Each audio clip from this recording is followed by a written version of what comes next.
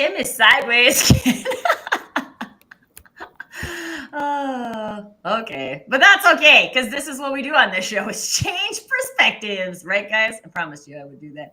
Welcome back, everyone, to another gathering of the Fractional Forum. And now Tim is super zoomed in. Tim is so mad at his devices right now, you guys, just so you know. So if he seems maybe a little distracted, let's give him a break. He's the one doing it on an iPad. It's self-inflicted. Yeah. I even changed devices, so now I got 2 devices that are making me angry. So Restream just wants you to be the guy who's sideways, Tim. I guess so. We don't know why. That feels like a workaround, Tim. 2 screens instead of fixing the actual problem. Just saying. Ooh. We've decided. Can we talk about fixing the actual problem on the Fractional Forum? That sounds like something we do here. Okay, so rewind. For those of you who are joining us for the first time, welcome to the gathering of the Fractional Forum. And if you are joining us, you are not just I don't even know what I want to say. You know what you like when a participant just sits there and they like don't participate. But the only word I can think of is participate, and then it's just like a whole bunch of using the word participate. You're not just there to consume this content. You are here to participate. Engage. Get engaged. Hey, you guys, it's the holiday episode of the Fractional Forum, so it's going to be what it is for today. But anyway, if you are here, please participate. Get into the comments. We would love to hear your thoughts, your opinions, your experiences as we walk through one of the business problems that has been submitted to the Fractional Forum. And I'm actually really excited about this because while we mostly have focused on for-profit businesses to date, we actually have a nonprofit problem that we're going to be talking about today. And I feel like as part of the holiday season, this is a really great opportunity for the Fractional Forum to give back to a local nonprofit. So we're super excited to participate in the conversation today. And so again, if you are here and you would like to contribute to our nonprofit mystery guest for today, we would love for you to do that. So please feel free to get into the chat. With that, panel, are you ready for the problem of the day? You know, that just reminded me of like the 3rd grade where we actually had a problem of the day. It was more like a word math problem, but maybe this is just a maybe trickier version. And Islam is joining us again. Thanks for joining us again, Islam. Now, repeat guest on the Fractional Forum. So please feel free to share your insights with us as well. Okay, so the business challenge that this organization would like the Fractional Forum to tackle is how to create meaningful partnerships that are not in the business of competition that will result in meaningful collaboration that can result to financial rewards such as funding. So goals at the end of the day is, which I think is for a lot of nonprofits, more funding, right? More donations, those types of things. What impact is that challenge currently having on your business/personal well-being? I think the impacts that I'm having as a social entrepreneur is sustainability towards the business and addressing systemic barriers as a minority leader that faces racism and competition on a daily basis. Also, how do I create sense of belonging and authenticity towards the community? Well, for those of you who know me, know that those are some of my favorite words. They have taken some previous steps to address that, specifically from a single leader perspective. So the leader has done some work in removing egotistical thoughts and focusing on the social impact. They're not sure how those are working out, but they continue to invest in that. And in anything else they would like to share, it's really just questions. And I think these are more philosophical questions, so we'll see where we go with them. Why do grassroots organizations continue to be under-supported and underserved while the demand for them continues to increase? So interesting philosophical part of the puzzle for today. So, I mean, we talked about kind of systemic barriers. We talked about meaningful partnerships, meaningful collaboration to move to funding. Does anybody want to take that and run with it in a direction? I think, without knowing too much more about it, one of the first things that pops into my head whenever I think about, some of these challenges that they're mentioning is really about clarity. And I think that, everything from funding to being able to rally people around a cause, I think comes down to a sense of clarity and purpose around, what that message is and what the vision of that not-for-profit could be. And I Weird. think We're talking about clarity on the Fractional I feel Forum. like That's weird, hey guys. a clarity buzz, maybe like a swear jar. I'm not sure if we're allowed to say clarity anymore, but I think that We could collect all the money in that jar and donate it to charity. Mm-hmm, mm-hmm. But I think sometimes there's a tendency to maybe take on too much, especially with social-minded folks. It's hey, you know what? I do want to change the world, and I do want to change the community and the places where I'm working. Where it's an easy trap to say, okay, I'm going to focus on this, and this, and then all of a sudden that message gets a little bit cloudier. And the ability to be crystal clear on what you're doing, why you're doing it, and who you're doing it for, I think could really impact a lot of those initial components that this person that submitted the issue was referring to. Mm-hmm. Well, I think one thing I was just going to say, one thing that jumped out to me, which is kind of building off a bit what you said, Keith, as I draw my little map of like things that pop in my head, meaningful partnerships came up.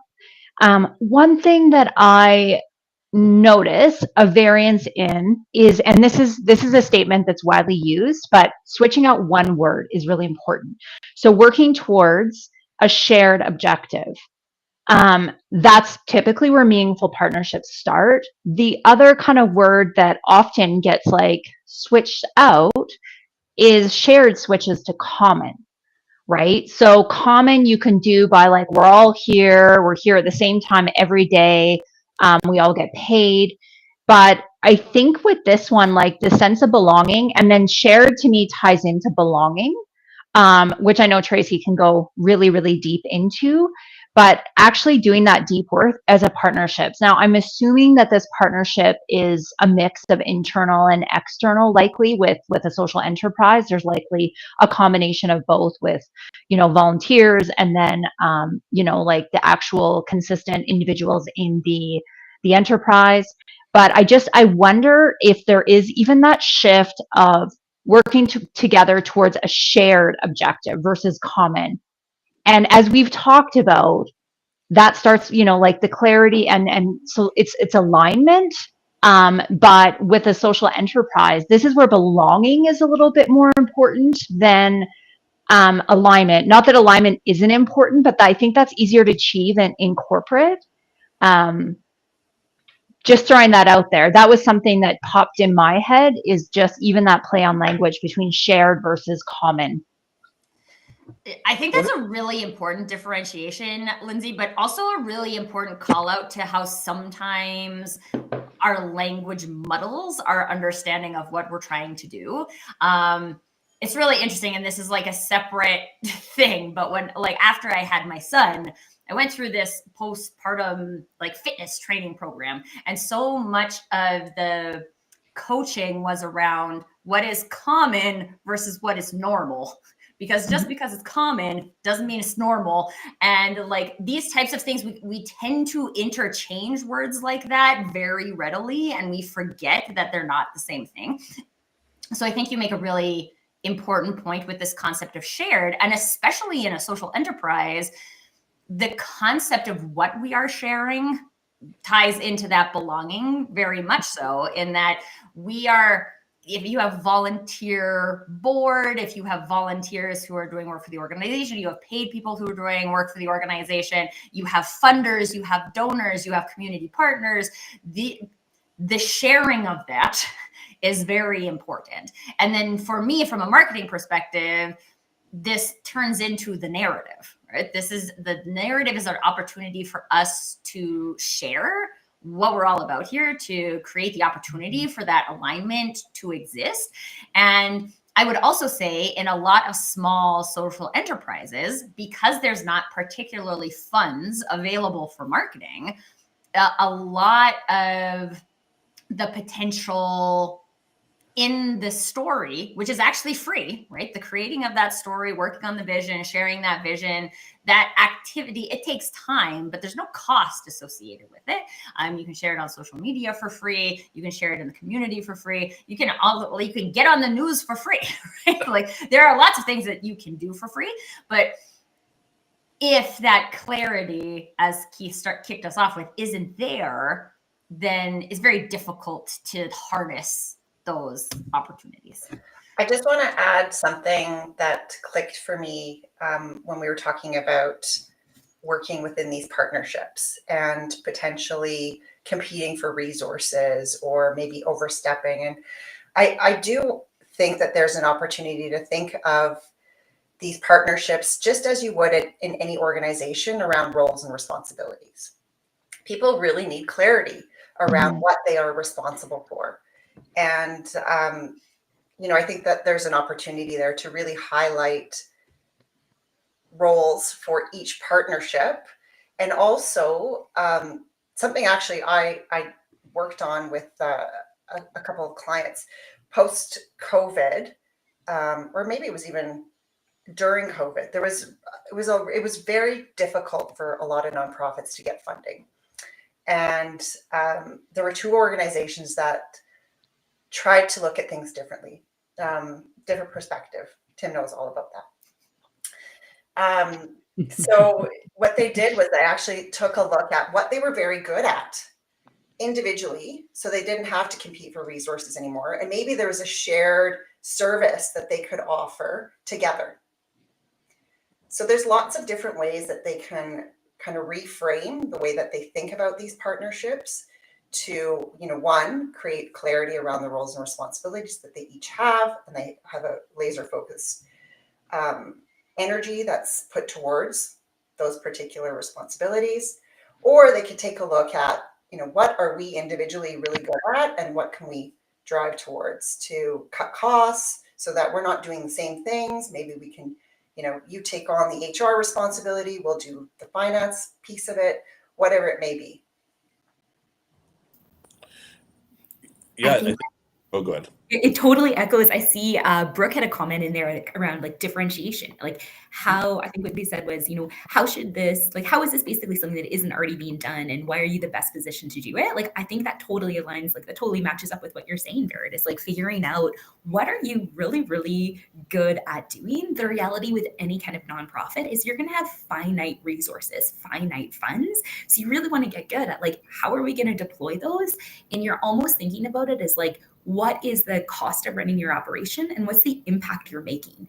And I think there's really when you mentioned, Tracy, that storytelling element, I think there's a huge opportunity for a finance and marketing person to put their brains together and start looking at how can you tell that financial story around, look, you donate X dollars into this. Here's the impact you're able to make. I think if you look in Calgary, you look in Canada, people are actually quite generous if they're able to see how the contributions that they're making is translating into a really big impact.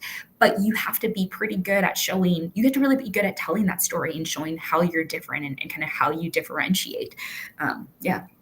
Yeah, and Carolyn, do you also want to touch on, because Brooke shared another comment about sustainability in terms of how some initial funding can provide the fuel to build a longer term funding model. So is there some framework you'd like to add there as well? Totally, right? So, any company, nonprofit or not, a certain amount of your cost base is fixed and a certain amount of your cost base is variable. So the reality is you're going to need someone in a fixed capacity that's maybe the executive director. You're maybe going to need a website. You're going to need certain things, whether you're serving one client in the community or 100, right? And some of those really don't necessarily scale with the number of different people that you're serving, that your organization is impacting. But then really figuring out a way to what is your minimum viable, like what's your minimum viable level, right? Because how can you make those variable costs associated with, and again, we don't know in this nonprofit, exactly what it is that they're doing, but let's assume that let's pretend that they're giving, job skills and, different sort of things to maybe an underserved community, or maybe they're doing some things along those lines. There's a certain amount of those costs that are variable. So really being able to make that equation really pop to kind of say, look, it's the equivalent of, you say, like a $10 donation to the food bank feeds, however many different people. You're like, wow, $10 can be stretched really, really well. So spending a little bit of time to figure out, like, what's your fixed cost? What's your variable cost? And I think realistically, to Brooke's point, there is a certain level of sustainability that you need to build in, because if you were to put all of your resources and 100% of your attention just on serving your intended community, and that's amazing, how are you going to renew your next grant? How are you going to be able to communicate to donors? How are you going to be able to fundraise additional funds? So as much as you kind of have to play a little bit of a game of kind of looking at, you want to put 100% of your time to really like helping the people do like the whole core of what you're doing, you do need to spend a little bit of time and a little bit of effort thinking, how do we keep that engine running again and again and again and running really sustainably? Well, and I think that brings up an interesting point as well, because I was out for a Christmas cocktail with someone yesterday, and they run a not-for-profit that actually supports not-for-profits from a technology standpoint. And one thing I didn't really fully realize, that I think was probably playing into some of the stress that this individual is feeling too, is that as much as they're a small business for all intents and purposes, they have these, is when you start to go for grant funding, when you start to go for some of these external sources of funding, the compliance and regulatory reporting, the security reporting, all of these different external factors that you might be able to skirt by when you're just a 1 or 2 man shop, really still apply when you're this small entity. As much as technology, I think, can be the great equalizer in terms of their this organization's ability to scale, the ability to tell their narrative once they have that clarity. It also does, being a not-for-profit, open up some interesting doors around what they're doing, like data security, data privacy, compliance, technology security, etc., when they think about the community and the base that they're serving there as well. So I think that it's, when you think about that fixed cost base, there's some additional considerations that I'm sure are creating some stresses. Mm-hmm. Yeah, and Tim, I'd love to hear, because I think a lot of times people forget that like collecting funds is like sales. We are telling a story that will allow people to give us money to do things. So what are some of the things that you've seen from a like sales principle perspective or something like that can add value, or maybe framing to collecting funds from a nonprofit point of view? We talked a lot about clarity, alignment. Carolyn was just talking about understanding the impact that you're making. And I think that at the end of the day, whatever organization you're in, whether it's a nonprofit, whether it's a private enterprise, you're serving someone. And does everybody in that organization understand what that situation is? And a lot of times we get inside an organization, you're 2-3 levels removed from that interaction with whoever you're impacting. You've got to spend some time out in the real world with the people that you're serving, and so that you understand that. And what I'm doing in this support capacity, how does that impact the person out there?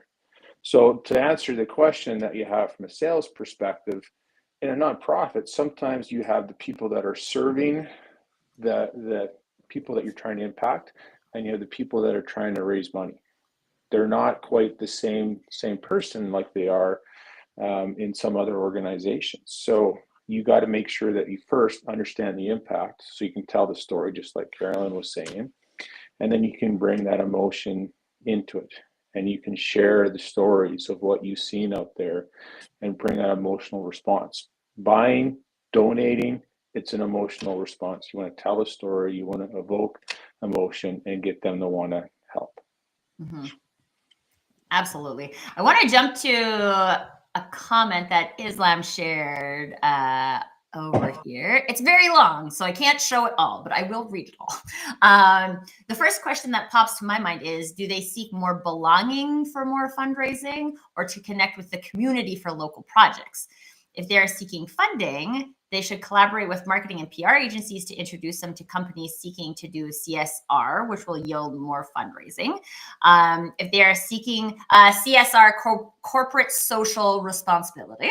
If they are seeking to be part of the community, however, for local community projects, they should ask for assistance in collaboration with other local organizations, or their hires should be more locally based for that alignment with the community's values and ethos. Super robust comment there. If our submitter is watching, you can find the whole comment in the LinkedIn version of this live. Probably on mine because there's multiple of them, and I think Islam's coming with real mine. But this is a really great point because, again, similar to what you touched on at the beginning, Lindsay, is that we can say things like belonging, but then, like, where does that end? Like, are we looking to only facilitate belonging within the programs? Are we seeking belonging on the board? Are we seeking belonging in the community? Are we seeking belonging with donors? What does belonging... This is fun. So, like, my very good friend Paul Howery, he's like a belonging expert, and his definition of belonging is that we feel, own, and care for each other in our successes, or dreams, successes, and failures. And so it's really interesting to look at that from a nonprofit or social enterprise point of view, because, like, what does that look like? What does it look like for the executive director to care and feel and own, care for the board, and vice versa, and for the participants in the program? Because as you said, Tim, often the people who are funding aren't the actual recipients of the skills. And so how do we create that? I mean, to me, this is saying community, right? Like, there really needs to be this community around that central vision of who we're serving and why we're serving them. And I know, like, I don't want to take this fully marketing because I just get very excited about it from a marketing narrative point of view. But I also want to, Brooke had a very interesting question, which I think will add some value to our submitter. When funders are looking so strongly to get away from operational funding, where do we find sources to support those fixed costs in the long term? And I think this is a really good, really valuable question for any social enterprise, because this is true, right? Like, I just want to pay you to train the participants, right? Okay, but I'm the executive director, has to pay to live somewhere and eat and all of these things too, right? So it's interesting, and his additional note here, are we risking that nonprofits migrate to cost recovery models? I mean, I'm sure all of the thoughts are coming up for you, Carolyn. So do you want to tackle that first? Yeah, no, it's a really good point, right? Like, the reality is that you're still, even though you're running a nonprofit, like, there really is that challenge of going to the cost recovery model. But like you said, like, the executive director, there is a certain component of cost associated with it. I think, Keith, you were also mentioning, like, there is putting in place a grant. If you're a really, really tiny not-for-profit, that's a really heavy lift. Even getting registered with the CRA as a registered charity, like, you need a certain level of operation.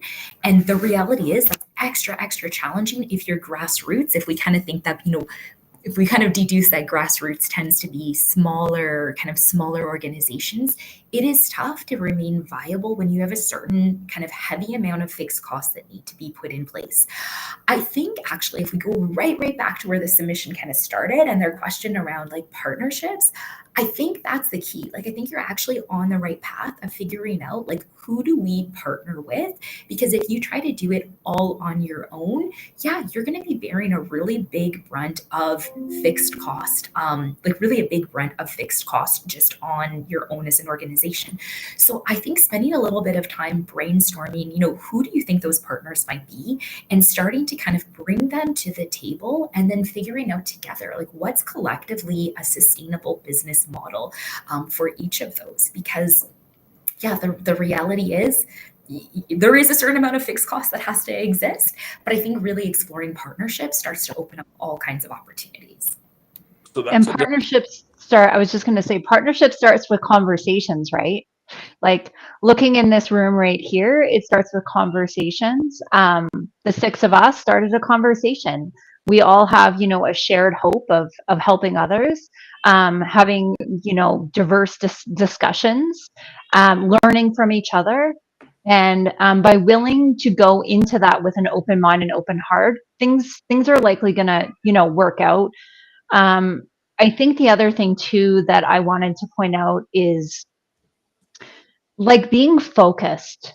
And this is like where like lean manufacturing and things kind of come in, although that's very much like large organization.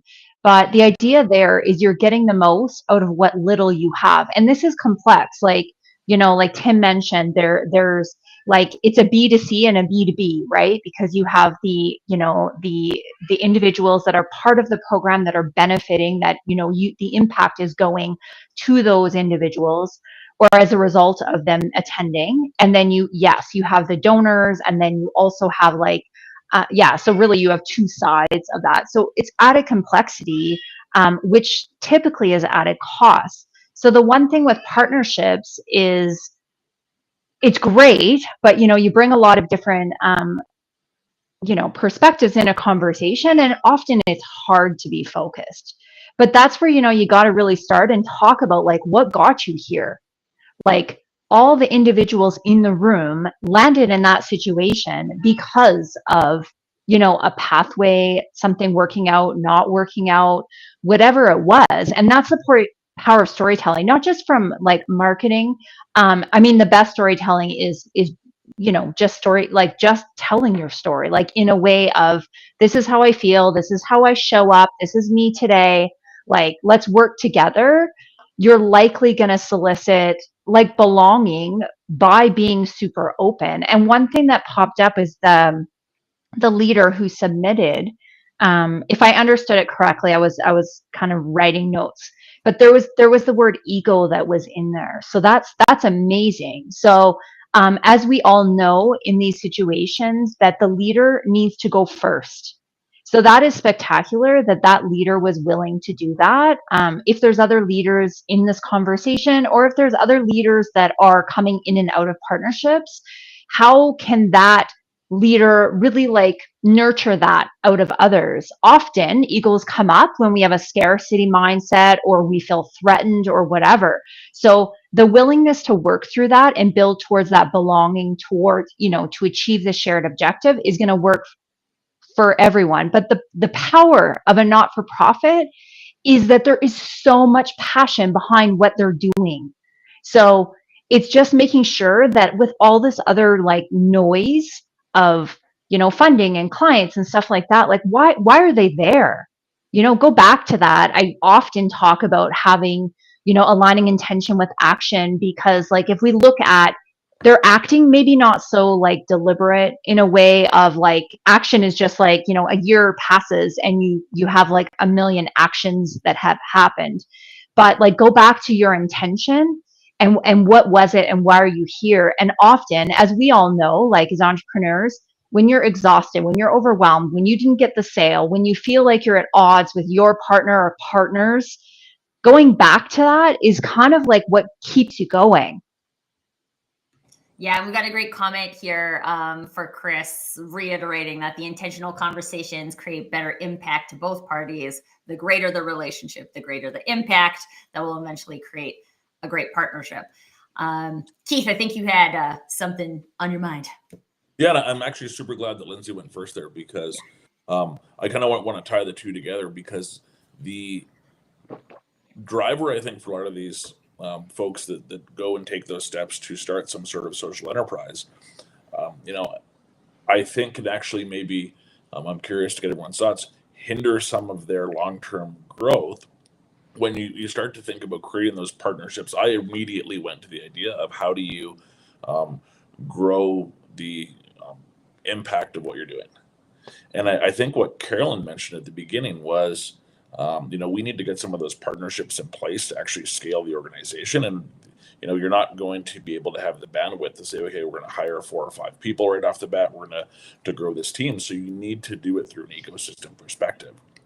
And, I wonder if all of the energy is being spent on those, we'll call them growth partnerships, to say, okay, well, how do we further the mission? How do we really double down on the work that we want to be doing versus the work of building some of those sustaining partnerships that actually help keep the organization afloat and give it that scale mechanism down the line. Like, and I'm curious on everyone's perspectives, but I hadn't even thought about it that way, and I thought it was a really interesting observation, Carolyn. I'd like to jump in on partnership, because it can be such a broad perspective of things that it could be, right? It could be locally you're working together to have some scale because you're both trying to do the same thing, or it could be finding somebody like your organization in the opposite side of the continent and saying, we have the same challenges. How are you going to collect those funds? How are you making that impact out there? I connect with a lot of fractional CROs around North America, and I ask them the same questions because we're all facing the same challenges. Sometimes you worry about going after the same dollar locally. I think there's lots to go around. I think you can share, to Lindsay's point and to Chris's comment, you can be open and have authentic conversations and learn. And so those partnerships could be really small. It could just be, I have a conversation with this person once a month and we just share and learn from each other. Or it could be some of the things that Baird said at the start about how do we work together so that we're bringing some scale as 2 different organizations. Yeah, and I would love to, like, on this part, because one of the things that comes up for me when we're talking about using our ecosystem to fill what would be the roles, hopefully future employed roles within the organization. It makes me think back to what Vered said about roles and responsibilities, but also this concept of a skills matrix, which I think is very common in nonprofit board recruitment. And so if you are a social enterprise, a nonprofit, especially if you're a nonprofit and you're going to get certified as such, you need a board. You have to have one. And so there's an opportunity to recruit the right people for those roles instead of just recruiting people to fill seats. So Vered, I'd love to hear from a recruiting perspective, what can be done to help support that kind of ecosystem growth. Yeah, I would question whether they have someone on the board that has expertise in fund development. Right? If funding is a challenge for them, having someone come in with that level of knowledge and setting up funding diversification. A lot of the times when you're moving to a cost recovery model, it's because you have a lot of government funding and they have those requirements. So how do we diversify to outside funding that would be more market driven? Because the concern I would have there too, just to kind of go off topic a little bit, is what I've seen a lot in nonprofits is, they're looking at salary surveys, the Bolin survey. So that's the nonprofit salary scale. But the reality is you're competing across the market to find the best talent. And so you need to go beyond just the minimum of the Bolin survey to get the right talent in place. And that doesn't really drive well when you're looking at federal funding or provincial funding. They're looking at, okay, what's sort of the bottom line costing that you should have? Are you overrun with your costing? And so how do we build in diversification of funding?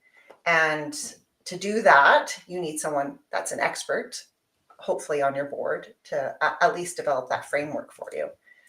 And then also, the other piece of it is around obviously having the skill sets around governance, building great strategy, taking it back to their value system, purpose, and building a long-term strategy that would support bringing in the right partnerships to fulfill their vision, their mission of their organization. And then also, of course, having some level of HR support as well, so that you are replenishing that board with the right skill sets. I totally agree, right? Like that diversification of funding is so important. And I think, as you were mentioning it, the recruitment challenge is definitely real, and kind of brought me back to what Lindsay was saying around kind of like that scarcity mindset a little bit. I just wanted to share my own experience. I'm a board member on a volunteer or a not-for-profit. And really what we were finding is like all of our board members had good skill sets, but we were tapped out in terms of like how many hours we could kind of contribute, because we're all working and we're all doing other sort of things. And I think it brought us to, like, with most of us working primarily for-profit companies, I think we missed a really obvious recruitment piece of volunteers. And so we finally ended up putting that in place, but it was just something that wasn't quite on our radar. And I think that's one of the unique things that, as a not-for-profit, yes, it's easy to get sucked into like scarcity mindset and like there's not enough to go around, but there's also like there is actually huge opportunities there. So what we ended up doing was kind of said like, look, our board has like a very important skill set that needs to be like put those limited hours available to the most beneficial piece. And then we ended up finding like the volunteer opportunities were huge wins. We ended up, finding a lot of students that were desperately trying to get their foot in the door, desperately trying to get professional experience. We ended up finding a lot of people that were new to Canada that were just really being able to like really looking to kind of build their network, build some connections. And so it became this really like a perfect win-win. Not to say that there's not effort associated with coordinating and kind of like effectively managing volunteers. Like that is still a task that needs to take place. But I think it was just a little bit of our shift in mentality to kind of say, look, you have these different challenges, but because you're a nonprofit and you're really able to tap into people's hearts and souls, you actually probably could go out there and find an amazing fund developer, someone with incredible business development skills that if you were just a small for-profit business trying to make money for yourself, they might be like, I'm not interested. But as a nonprofit, it's like, hey, like this person really might want to make a difference too, right? Like think about it, like so many of us, we care about money, but we also care about making a difference. So it can be, you can look at it from a scarcity mindset, or you can look at it from abundance mindset and be like, hey, as a nonprofit, we kind of are able to tap into this talent pool of people, even if it's just as like a board of advisors or kind of an additional kind of unofficial capacity. There's a huge abundance of opportunities out there to support good causes. Yeah, Brooke is in agreement with all of that. Recruitment and culture building within the board are really important to position the board to make the most valuable contribution they can, maximizing overlap of board bandwidth and skills with the greatest organizational needs. And I think that is really what you said there, Carolyn, because I've been in that scenario too. And I'm on 3 volunteer boards right now. So if you are listening to this and hope for me to join your board, I am tapped out, unfortunately. But there's also, as individuals, if we're really cognizant of like, okay, so I'm on one board where I'm like very heavily involved in the marketing and managing some volunteer marketing coordinators. And there's one board where I'm the secretary and I come and take the minutes and that's it. So there is possible balancing there, but it also is really important, as Brooke stated there, to maximize the overlap of board bandwidth and skills with the greatest organizational needs. And I do think that this is something that, and I don't think it stated the age of the organization here, but especially if you are a young social enterprise, likely there's not a really good cadence yet on understanding what that balance is. And so that might be a really great takeaway, is just looking at maybe that like board matrix or needs of what we need from the organization. How does that overlap with the people? Because if we have a whole bunch of people who have a whole bunch of bandwidth, but don't have what we need that contributes to our needs, then it's nice that we can tell the CRA that we have board members, but it's not really doing what it could be doing for the organization.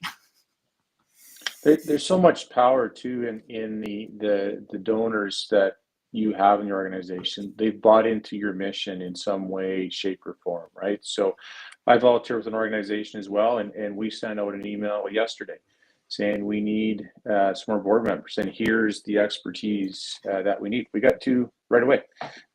just because we send out an email and ask, right? And sometimes people just aren't aware that there's a gap and they have something to contribute, and just tapping into that resource that you have already might just be your quickest, fastest recruitment. We also, to build on what Carolyn said a minute ago, we bring in some people onto committees. So if we're looking for expertise, we sometimes bring them in there. So they're not part of the board, but we still have them contributing to the organization. They get a chance to learn about us, what we do, and how they can contribute. And that becomes part of our funnel into board members, is having some of these people dip their toe in with us and work with us a little bit.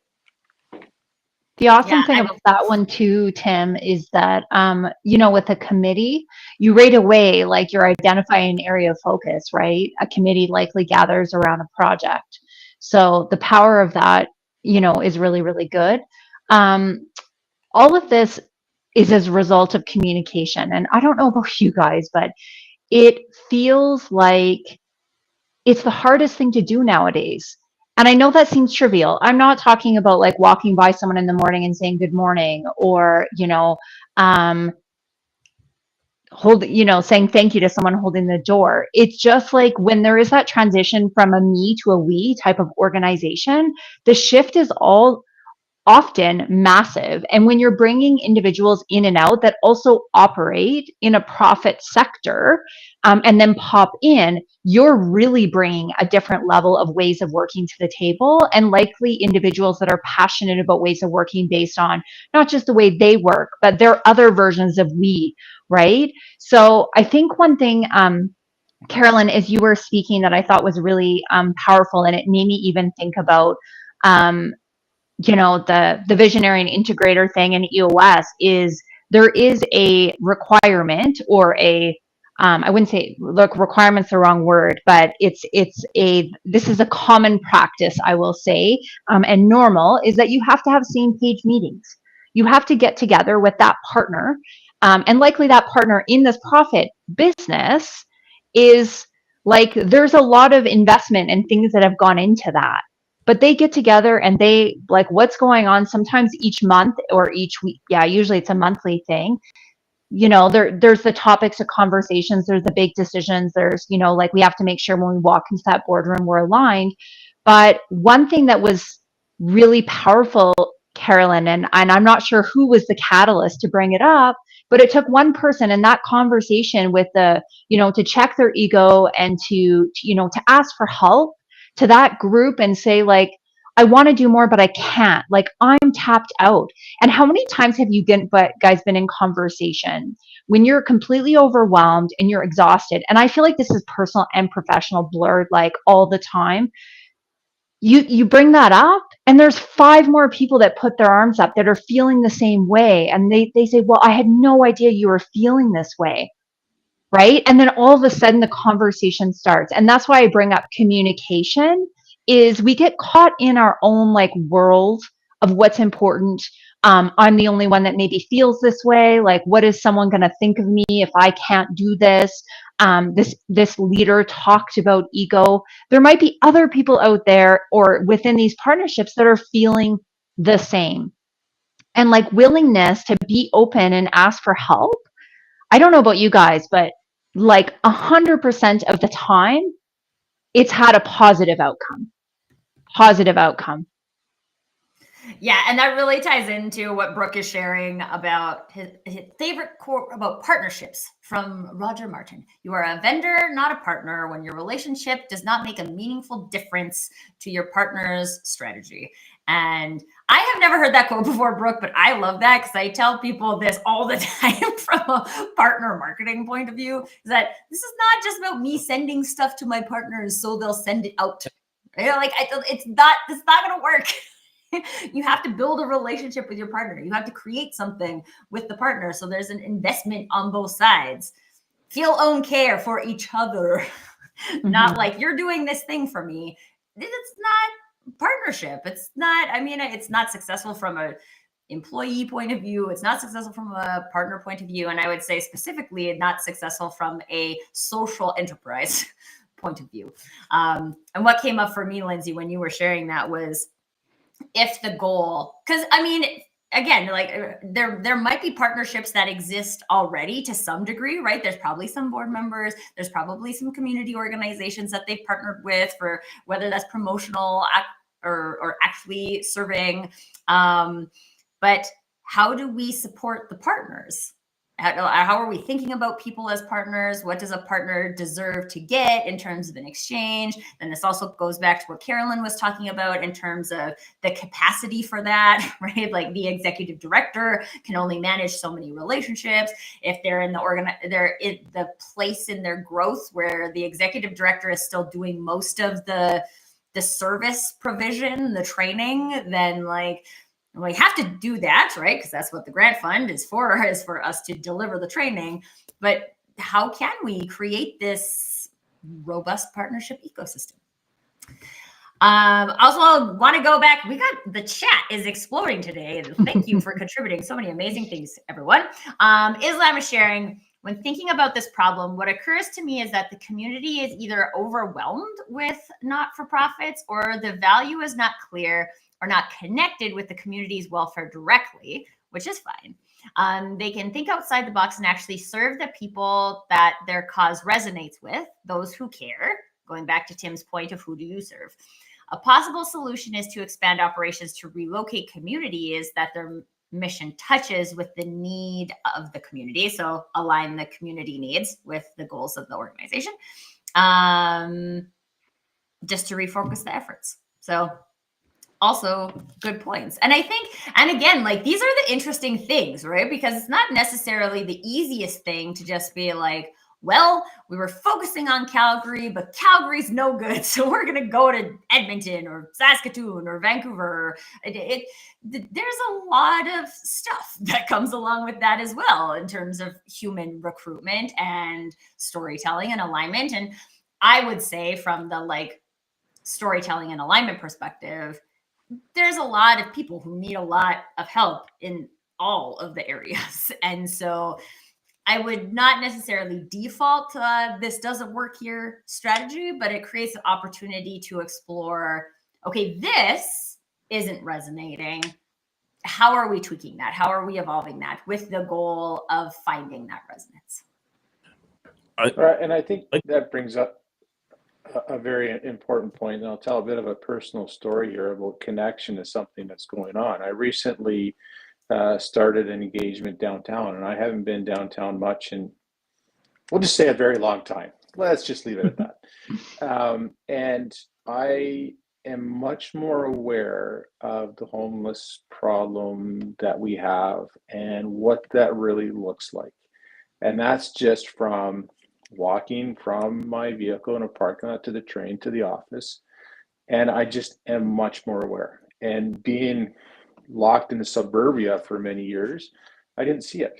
And so as part of this funding dilemma is, are you going after people that really understand what's going on?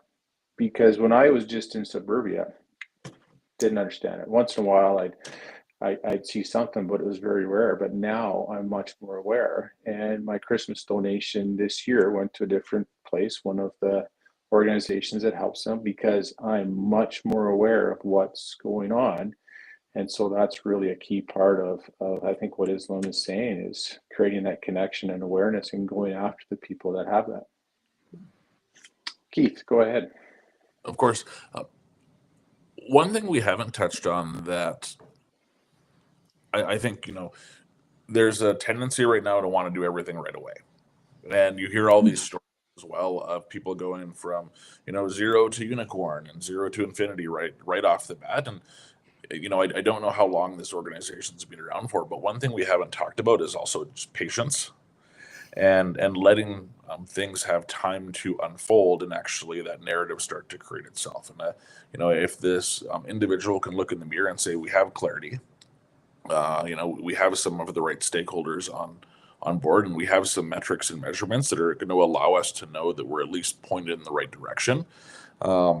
The reality as well is they're probably not going to become the not-for-profit that surpasses United Way in their first year. And I think that making sure that there's some measurements to allow for patience, so that they know they're pointing in the right direction, but also having some of that confidence and patience that they're headed in the right direction, I think is something we haven't really talked about too much here as well, that I think will be important for this person's sanity as they grow the organizations too.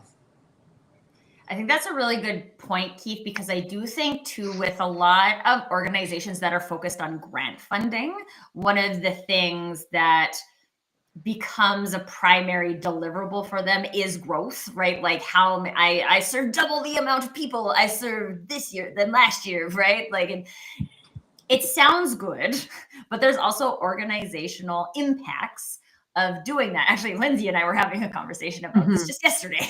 Right? And it's similar from a for-profit point of view, right? When we say like, we want to double, right? We want to, oh, okay, yes, good. It seems like easy math, but why do we want to double? And would we want to double if that means that we can't execute XYZ? Would we want to double if that means we have to enter a new market? Would we want to do those things? And I mean, I think for every organization, regardless of whether or not you're a social enterprise, nonprofit, for-profit, like we want to grow, right? The goal is to grow, whether that's the financials or the impact.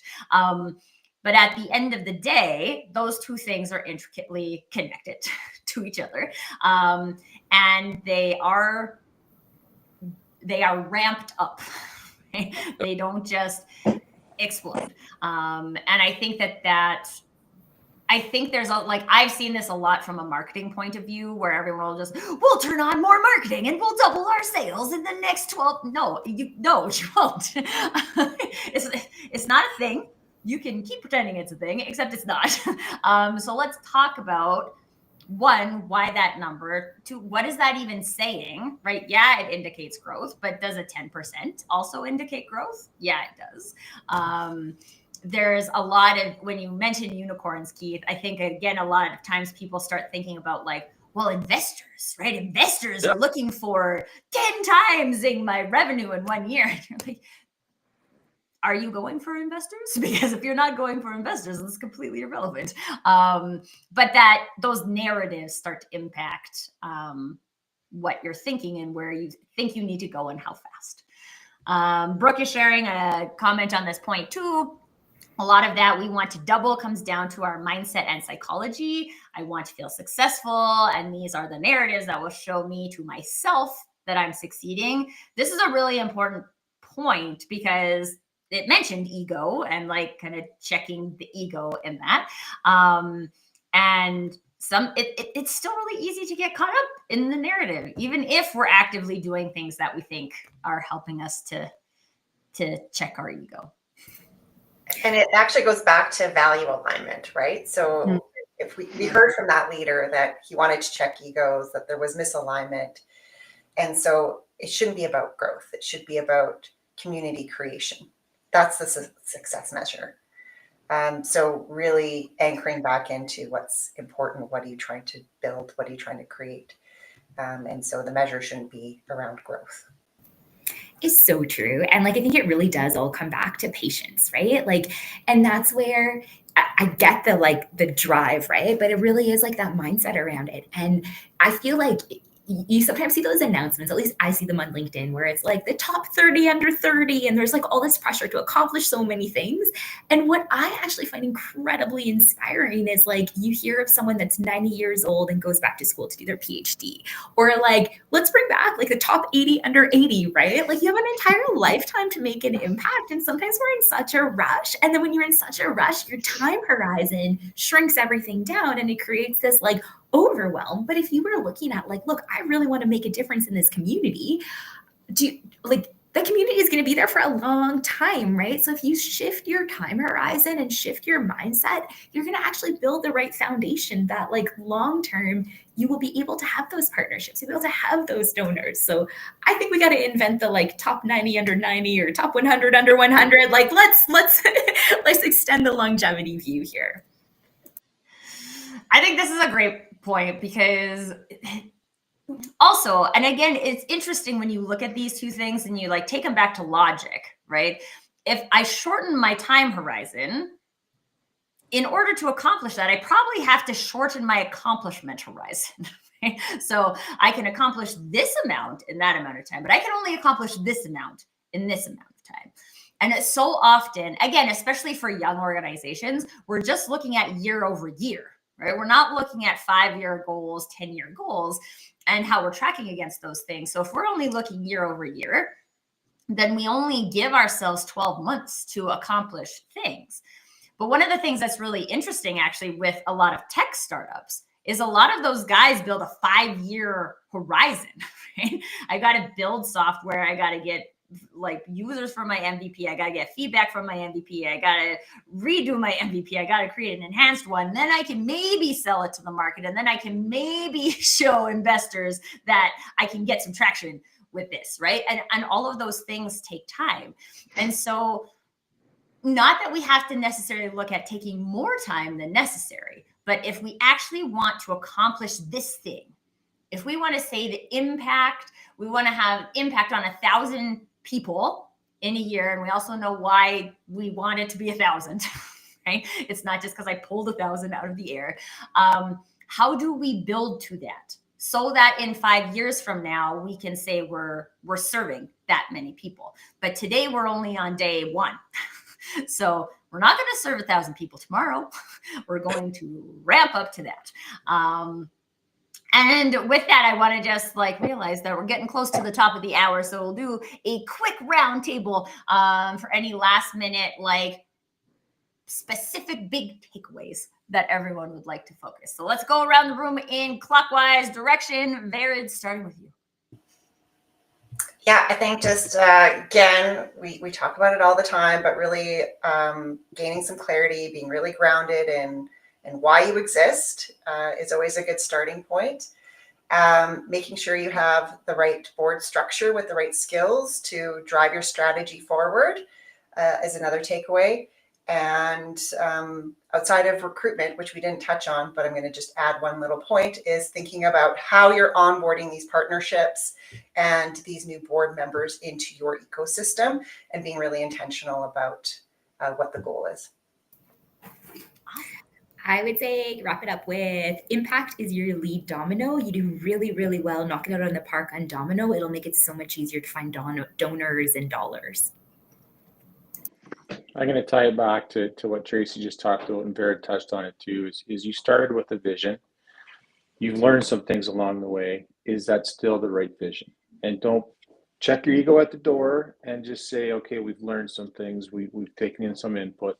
Are we still having clarity on the right mission and vision for the organization? I think for me, I'd go back to the leader themselves, and they should be really proud of what they've done so far. They've taken an admirable step to do something good and not about themselves. And I think that the other piece is that time is an ingredient that they have to consider. And it's, you can't rush baking. Time is an ingredient in baking, just like time is an ingredient in the work they're doing. And so be easy on themselves, set realistic goals, and just continue to march forward, considering that they're not going to do it overnight. I'm going to go back to what I started out with, just to circle back and recap, but just, with the statement of meaningful partnerships. Meaningful is a powerful way. Not profit is full of meaningful, right? So if you dig into that, and you start focusing on working towards a shared objective and willingness to have that conversation in a vulnerable way, with others, the other stakeholders in the conversation, that's how alignment happens. And that's how you get towards that shared goal. And that's how you get that sense of belonging, which will bring others in. You will become magnetic to others. So if you do your work, with the who, your who and your small group of who's, you don't have to scream all different directions. You will become magnetic to the right opportunities, the right volunteers, the right donors. It will come to you.